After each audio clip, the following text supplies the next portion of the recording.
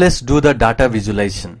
So for the data visualization, since they are the string, this department and salary, we can't do the data exploration. We have to do data visualization. So data visualization is basically a way to plot some bar graph or some like this bar graph and pie chart and so on. For this, we are going to plot, that is crosstab, which is basically a bar graph that can be plotted from Panda library.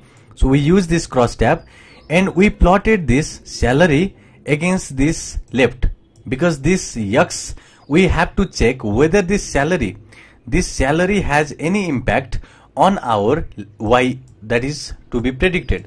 So salary will be X and Y is our left. So we are going to check whether this salary will just provide any impact on the that is predicted output or not. So for that reason, we have to plot our salary against this left column, and for that reason our salary will be X and this left will be our Y, and the kind of a that is plot that we are going to do is a bar. And you can see now in this graph we saw like high salary, low salary and medium salary. So since salary is our x-axis and this left is our y-axis, and you can clearly see this value, this basically this blue pattern over here. So blue is for our, that is people that is going to be retained, and this orange is the people that is going to be basically going to leave our company. So let's see, in our case, let's see some of the difference that we can see in the salary or not. So whenever our salary is high, so in this case salary is high, you can clearly see the person that is living in the company is extremely low. So you can see extremely low, it is extremely low.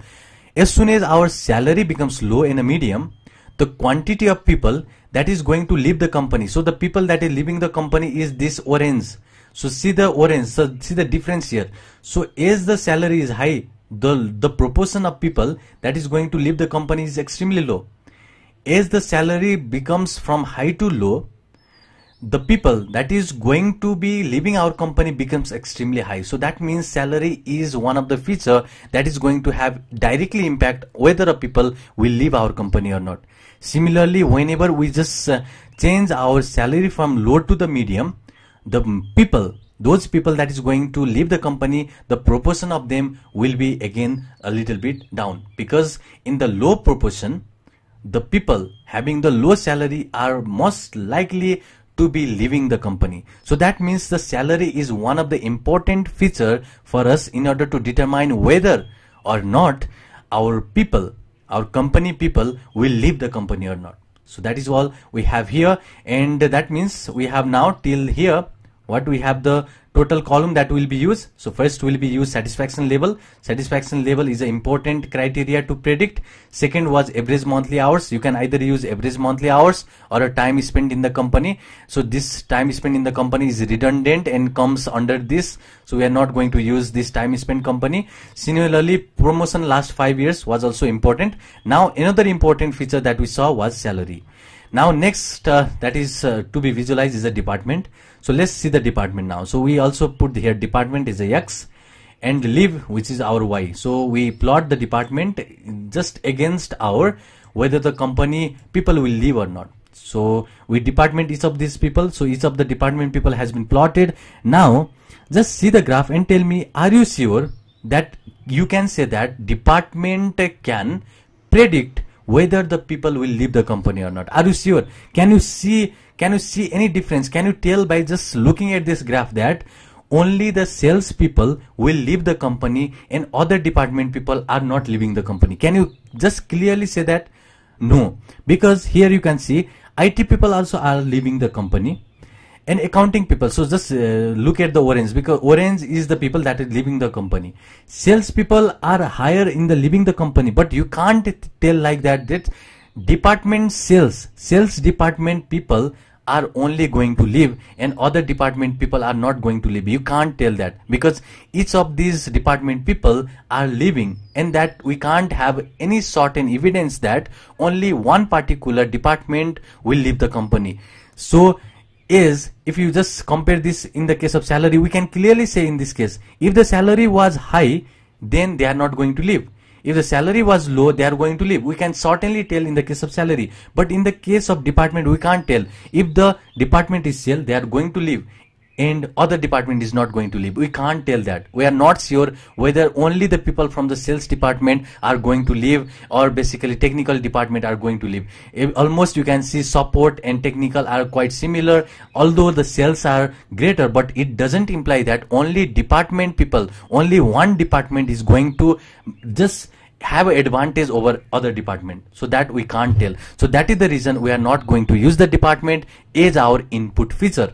So from this chart we can clearly say that some impact of department on employee retention, but it is not a measure, hence we will ignore department in our analysis. So this sales has some that is impact, but it doesn't mean other has not any impact. Other also has same impact. So that means we are not sure that sales only makes impact on our, that is, employee retention. So that means we can clearly say department might not be our, that is, best feature to predict this left column. So for that reason we have now, that is, gathered the useful information by just data exploration and visualization, that we have 4, that is, independent variable that is used as our features for our program. First is the satisfaction level, second will be use average, that is monthly hours that is spent on the company, promotion last 5 years, and the salary. So these are the 4 that we got from just by using data exploration and a visualization tool. You can see you should not now use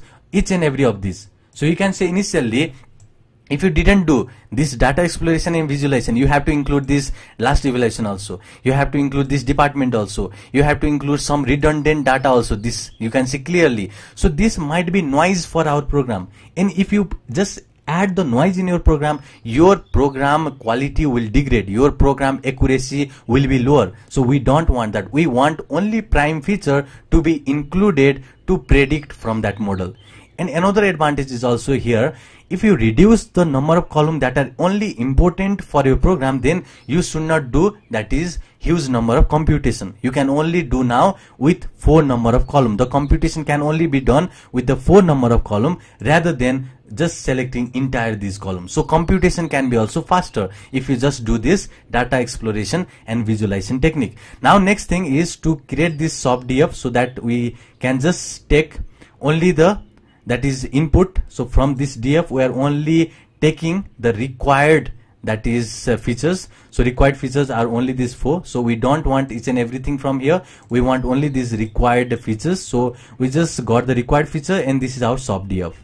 So now you can clearly see we have these variables, satisfaction level, that is columns here, the features, average monthly hour, promotion last 5 years, and salary. Now again just take a little bit revision over here.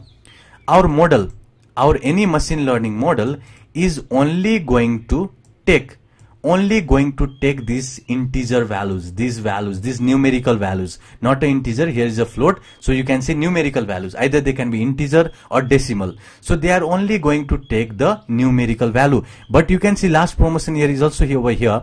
But you can clearly see in the case of this salary over here, in the case of this salary, we have like here low, medium, and medium. This is a string value, and this string value cannot be added in our machine learning project because machine learning project doesn't have any facility to deal with these string values. So what we need to do, we need to convert this string value into some integers, and that process is called encoding, and we need to tackle it using this dummy variable. So we use this get underscore dummies. Over here we have also used so many techniques like level encoder, one hot encoder, and now next is we have done this using dummy variable. You can also use this dummy variable, and this is a panda library. So inside the panda library you have this get dummies method, which takes the column that you want to just get encoded, and this prefix is a salary. So what this does is basically, you can clearly see here we have a salary. So let me take an example. So you must see, first of all, this salary is a categorical data. So salary, person salary over here. Let's take an example. So how this salary will be encoded. So how this salary, which is a string value, will be converted into the numerical value. So let's take an example. So salary will be either low. If you check the data from our code, either it will be medium, either it will be high. So any person will have only within this domain, either their salary will be low or medium or high. So that means this is a categorical data. So for the categorical data, and if they are the string, we can do encoding. So we are going to do the encoding process over here. So what we are going to do with this encoding is basically we are going to create a column for each of these range of data set. For the low, we are going to create one column. For medium, we are going to create another column. For high, we are going to create another column. So I'm going to just put here 3 columns, and I'm just going to write here salary underscore low. This is for this low part. And similarly salary underscore, that is medium. This is salary underscore medium part, and salary underscore, that is high part. High, for the high we create over here. Now let's say for the first person his salary was high. Let's take an example. For the first person his salary was high. So encoding becomes something like this. For the first person his salary will be gone over here. So salary high will be 1 over here and 0 in the remaining position. So whenever we check for the first person to check his salary was either high, low or medium, we check the 1 value. So 1 value is at high. So that means his salary was high. So let's see for the second person, let's check that our person that has the low.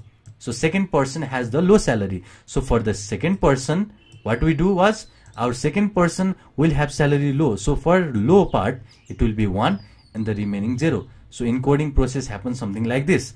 And you can see we did something like this over here too. Get dummies is going to do that. And this prefix over here is going to be the prefix for your column name. You can see here salary, you can see prefix added for each of this column name. So you can just give any prefix you want for the column name. And we did this for this particular column, which is SOPDF means this, and SOPDF dot salary means this column. This column should be encoded, and we just use this get underscore dummies in order to encode this. So you can see here for the third person his salary was 1. So just check 1. For the third person, just check where is 1. So 1 is inside low. So you can guarantee now for the third person your salary was low. So let's check up and go. For the third person his salary was low. So his salary was low. So that means 1 will be at the salary low and 0 for the remaining. So after that you can clearly see we have encoded now this salary into this variable. So salary underscore dummies will have these numerical values. Now we have to just concat this salary underscore dummies into our data sets. So that is done by this concat method. So SOPDF is basically our data, and in that particular data we have now this salary underscore dummies, which is this data. This data has been added, and axis is equal to columns. You can also give either 0 or 1. So in this case we have to concat it as columns. So you can give as a 1 also, or you can also just specify I want to concat it as columns. So other just concatenating it, you can see here salary high, salary low and salary medium has been concatenated at our SOPDF. So you can see these all the value. So these values has been concatenated over here now. Now you can see the main reason of just making these things like salary high, salary low and encoding process was because this salary was our string. So as to this string value was not taken by our machine learning project. So we need to just encode this into this 1 and 0. So this process is called encoding process. Now after encoding process is done, we don't want this salary to be on our dataset. We just don't need this anymore because the tags that is represented by this is already represented over here by the encoder. So after that we have to remove this salary now, that is string salary. So for that we use this drop. And we use this drop and we just specify which, that is column to drop. Axis is which columns, basically we specify either row or column to be dropped. And in place means after dropping we have to basically just stay on the same, that is same basically df. So for that in place, so just remove from here and just deal with the same dummies, same, that is variable, same object. So for that reason we use this in place equal true. So basically this means just remove the salary and just replace the new outcome in the previous outcome. So that is the reason we just put in place equal true, and after checking now salary is gone. Now we have all these numerical value. And why do we need this numerical value only? Because our machine learning only takes, machine learning model, machine learning algorithm only takes this integer value. They don't take that is string value. Just remember that we have to encode if there is any other string value, and we have to encode it using either one-hot encoder, level encoder, or using this dummy variable, which is get dummies. This is the function of pandas. We have done this 3 ways. By 3 ways you can use any of them. So similarly, now after dropping, our final data looks something like this, and this is our input. So final data is this df with the dummies. You can see, and I have just replaced this df with dummies in the x variable, saying that this x variable is nothing but our input, or you can also say it is a feature, or you can also say it is a independent variables. So we have now input, and this is all we have, our input. Now similarly, let's say what is our output. Our output is this left. This left column is our output. So for that reason, I just specify y, which is our output, and df is the data. This entire data is a df which we loaded while just calling this panda here. You can see df is entire this data. So from that, if you do something like df dot, let me show you, df dot like left. If I do something like this, then you get this left. See here, so you get this left. So left means left column. If you want to access the left column, you do something like this. If you want to access maybe any other column, maybe you want to access like the satisfaction level column, so do something like this, df dot satisfaction level, and you get the value of a satisfaction level. So this way, now what I did was go over here and I separate our input and output. So firstly I separate our input into x, and after that I separate our output, which is left, into y. So this is nothing but our target or outcome, or you can also say this as a dependent variable. Why dependent? Because this is completely dependent. Whether we predict or not is completely dependent on this x. So this is dependent, and this is independent because we don't have to do anything in order to get this value. They are independent. So they are the dependent because we need to use the x to predict this y value. Now after just separating our data into x and y, next thing is to use this trend test split. Why to do trend test split? Because we need to test the model. We need to basically make our model. We need to make our model using training data, and in order to evaluate that data, in order to evaluate that model, whether that model has been accurately formed or not, we use the testing data. So for that reason, we use this trend test split, where x is the input, y is our output, train size is 30%. That means 30% of data will be used in a training, and remaining 70% of data will be used in a testing. So for that reason, we use this train size. And now, in order to implement the logistic regression, we use this scikit-learn.linear model. If you remember, this is also a linear model, same as our linear regression. So we also imported linear regression, polynomial regression, and everything like everything linear regression from this linear model. So similarly, logistic regression is also a linear model. So linear model is inside this scikit-learn.linear model. Import logistic regression. So we import logistic regression, and inside this model we just make the instance of this logistic regression. Now this model is just instantiated. This model is not going to work until and unless we call this method, fit method. So when we call this fit method, internally all the process that we have talked so far in the lecture session, like gradient descent, so how that curve is made, how that function, that is cross entropy loss function, is made, how that loss function is minimized, everything is done in our model. Our model, or in this case logistic regression, is going to create us a graph, something like this decision boundary, something like this decision boundary. So this decision boundary will be made by logistic regression, something like decision boundary. So instead of this, it will be linear decision boundary. So this decision boundary will be made by our logistic regression, where here in this portion of data there will be the person who will leave the company, and another part that is divided by decision boundary, in another part of this decision boundary will be the person that is basically going to retain. They are not going to leave the company, and they are going to leave the company. So this decision boundary is made whenever we call this fit. And how this decision boundary is made? Considering the lowest error. So error function here is a cross entropy. If you remember the error function, we have y log y plus 1 minus y log of 1 minus y. We don't use here RMSC, MSC because we get the convex curve using that. So we need to use this, because if you use this, we get the convex curve and we can just reach to the global minimum as soon as possible. And how do we reach the global minimum? By gradient descent. So we have learned so far everything about this. So basically, whenever you call this fit function, everything that we have taught in the lecture, like how the descent boundary is made, how the separation between the classes is done, is all this thing is made internally by the library. And we are getting now, that is a model. Now model is ready. Now what we need to do, after the model is ready, we need to now predict from the model. Prediction means we need to basically check whether what output does this model gives for the testing date. So we can see here, so this data we can clearly see for X test. So these data are basically going to leave the company. If you want to basically fetch, maybe let's say what is the 6th person in the X test doors, then let's see.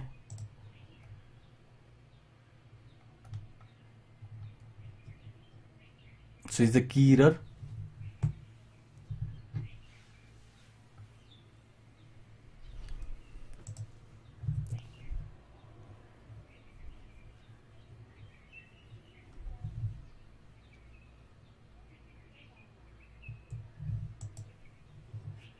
So this way we can just see. So if you see in the testing data, so if you print our testing data, which I'll just put you over here, and if you print our X underscore test, then you will see that in the X underscore test we got this input. So basically this were the input, and like here the person who has the ID like 12,582 person with this satisfaction level, with this average monthly hour, the model has predicted that he is not going to leave the company. Obviously, because his satisfaction level is high, his average monthly hour is although high, but his satisfaction level, his promotion and everything, his salary is medium, and everything you can clearly see over here. Now if you want to just predict the score from the model, you can just predict the score right here. So we got 77% score for our model. Now next task for you is, since this is a regression model, I will give you a task basically to, what you need to do is you need to plot the confusion matrix. This is the classification task. So if you remember, confusion matrix should be plotted from scikit-learn dot matrix. So inside this matrix we need to import confusion matrix. So confusion matrix, just plot this confusion matrix against the testing data and a predicted data by this model. So just store this predicted. So this is the prediction that is done by the model. So we need to just store this in some variable. So let's say y predicted. So this is the y predicted by the model. So we are going to now make a confusion matrix between this y test, the y test that is the actual test, and the y predicted, and we are going to plot the confusion matrix and just do the calculation of all the things that we have talked so far, like precision, recall, F1 score, support, weighted average, macro average, micro average, each and everything. So just compute that. Just compute that, and if you don't want to compute that, just print your that is classification report. You can just check your answer with the classification report if you want. Now let's see confusion matrix. If you want to plot the confusion matrix, it's so simple. Like confusion matrix, just remember what shape will be the confusion matrix of.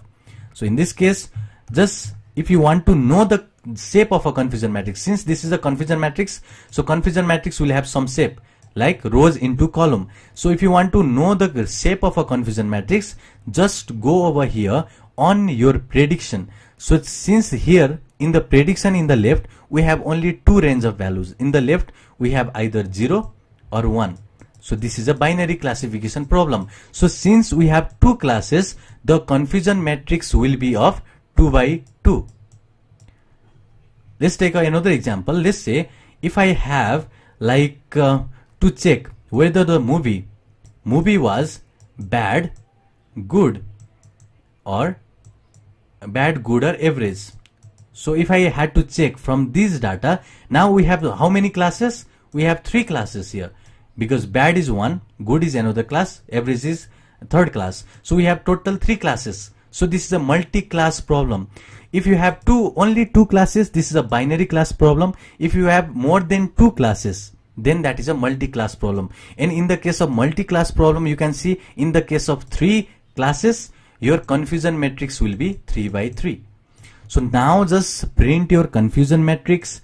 In the next coding also I have shown you how the confusion matrix is plotted and what the shape will be, how recall precision is calculated and everything. Now it's time to do for your tasks. The tasks will be assigned in the Udemy. You have to print the confusion matrix and submit the confusion matrix with your code, and also check your recall precision and everything. Do inside this, that is Jupyter Notebook. Just write your code using the latex and just write everything, like how to calculate the precision, how to calculate the recall and everything. Write everything, each and everything about the confusion matrix, and submit your assignment in the basically in your, that is, forum, and you will be graded over there and you will get your certificate accordingly. So this way you can just plot your confusion matrix. Like if you want to print the confusion matrix, just print here, just use this confusion matrix and just give 2 parameter here. So first being y test and second being y predicted, that is a prediction that is done by model, and y test is this test. So let me print this confusion matrix. So y pred is not defined, so let me just run this code first of all. So let's run each and everything cell. So now it is running. Let's give some time. It is running till here. So how you can see if it is running or not? So you can say this star. If there is a star, then it is running. So you can see now confusion matrix is plotted. It is 2 by 2 confusion matrix. Why? Because we have only 2 classes. In the class of binary, how you can just check the classes? Because we are predicting whether the person will leave the company or not. So he will leave, then the value of left will be 0. If he doesn't leave, the value of left will be 0. So that means we have only 2 values. So that means there is 2 classes. So for the 2 classes, the confusion matrix will be 2 by 2. 2 rows, 2 columns. So 2 by 2 means this is 2 rows. Here you can see 2 rows and 2 columns. So this is 2 by 2 confusion matrix. And now from this confusion matrix, you have to calculate precision, recall, F1 score, everything. And just check your answer with plot of, that is classification report. Just check your answer and just submit that assignment on our forum, and I will just grade your marks and give you some certificate also. And this is all about our logistic regression. We have done, that is classification example over here. If you remember, this is a classification example. So in the case of classification example, we don't use RMSE, MSE, R square in order to evaluate a model. We use confusion matrix in order to evaluate a model. In the case of classification, logistic regression is classification problem. So in the case of classification problem, we don't use, that is a matrix like RMSE, MSE, R square. We use this confusion matrix to evaluate our model. So this is a classification problem. And why classification problem? Because you are classifying your input example to one of the labels. Either this person will leave the company, or this person will leave or retain the company. So that is basically assigning to some label. Labels means here either 0 or 1. 1 being that the person will leave the company, 0 being the person will not leave the company and he will be retained on our, that is, company. So this is a classification problem. So I hope you have understand all the code over here, and I highly suggest you just perform these tasks and submit the tasks timely. And this is all about the logistic regression. Now this is the series, this is the complete series of AI and machine learning. In the upcoming lectures and in the upcoming basically course, in the upcoming course we will be implementing neural network from scratch. We will be doing back propagation. All the lecture tutorial workshop, this format of lecture tutorial workshop will be continuing in upcoming courses also. This courses was based on classification and regression model. Now in the upcoming courses, you are going to get a bunch of knowledge about a neural network, how the back propagation algorithm works, how the convolution neural network works, how the, that is, artificial neural network works, how each and everything like NLP works, in how the model are built, and the math behind each and every model will be tested when we will be writing code of each of those examples. So that is all in this course. I hope to see you in the upcoming courses. See you in the next one.